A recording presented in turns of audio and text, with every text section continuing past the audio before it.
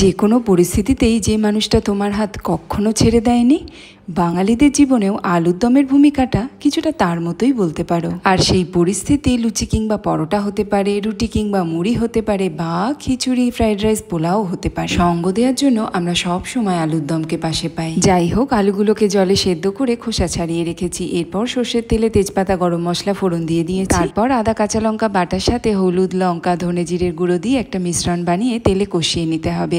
আর তার সাথে একটু হিংও দিতে হবে। টমেটো আর সাদা তিলের একটা মিশ্রণ যোগ করেছি, তার সাথে দিয়েছি পরিমাণ মতো নুন আর কয়েক দানা চিনি। মশলা থেকে তেল বেরোনো শুরু করলেই সেদ্ধ করে রাখা আলুগুলো দিয়ে দিতে হবে। একটা আলু খালি আলাদা করে তুলে রেখো। 5 মিনিট কষানোর পরেই গরম জল দিয়ে আরো খানিকক্ষণ রান্না করে নেব। তারপর তো দেখতেই পেলে একটা সেদ্ধ করা আলুকে কিভাবে আমি হাতের সাহায্যে ভেঙে গ্রেভিতে মিশিয়ে দিলাম। সব শেষে দিয়ে দেবো একটু বেশি পরিমাণ কাসুরি মেথি, কয়েকটা চেরা কাঁচা লঙ্কা, 2 চামচ গরম মশলার গুঁড়ো আর 1 টেবিল স্পুন গাওয়া ঘি। ব্যাস তৈরি হয়ে গেল আমাদের প্রিয় আলুর দম, যেটা যে কোনো বোরিং পরিস্থিতিকেও এক্সাইটিং করে তোলার ক্ষমতা রাখে। আচ্ছা, তোমরা কি দিয়ে আলুর দম খেতে ভালোবাসো? অবশ্যই কমেন্ট সেকশনে জানিও। Thank you.